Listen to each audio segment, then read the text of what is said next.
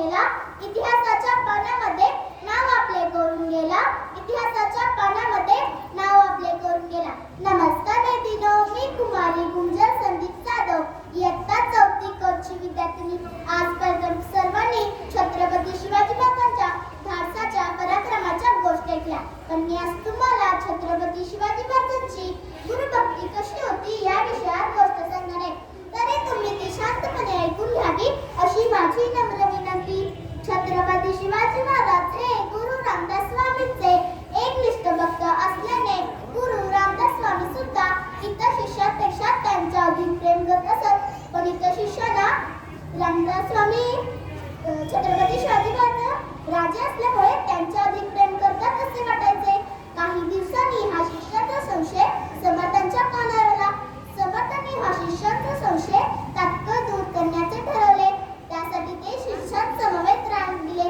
तिथे सर्वजण मार्ग चुकले. समर्थ मात्र पोट धरण्याचा ढोंग करून एका गुहेत होते. काही वेळानंतर शिष्य समर्थ गुहेत आहे कळले. ते सर्व शिष्य गुहेमध्ये गेल्यावर बघितले तर काय, गुरुजी वेदनेमुळे कळत होते. वेदना दूर करण्याचा उपाय विचारला. समर्थांनी वेदना दूर करण्याचा उपाय सांगितला. सर्व शिष्य एकमेकांच्या तोंडाकडे पाहू लागले. इकडे छत्रपती शिवाजी महाराज समर्थांच्या दर्शनासाठी निघाले होते. त्यांना कळाले समर्थ याच घरात कुठेतरी आहेत. ते शोध घेत एका गुहेजवळ आले. त्यांना वेदनेमुळे कहण्याचा आवाज येऊ लागला. त्यांनी आज जाऊन बघितले तर काय, साक्षात गुरुदेव काचा घेऊन पुष्कळत होते. छत्रपती शिवाजी महाराजांनी हात जोडून वेदनेचे कारण विचारले.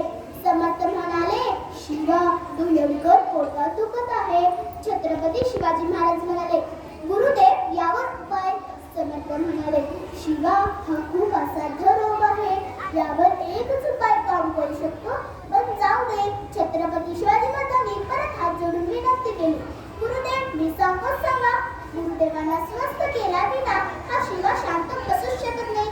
त्यावर समर्थ म्हणाले, वाघिणीचे दूध आणि ते सुद्धा त्याचे काढलेले, पण शिवा हे मिळणे अशक्य आहे. हे ऐकल्याबरोबर छत्रपती शिवाजी महाराजांनी जवळचे कमांडर उचलले आणि त्यांना नमस्कार करून ते वाघिणीच्या शोधात निघाले. थोडेसे दूर गेल्यावर त्यांना एका ठिकाणी वाघाचे 2 छावे दिसले.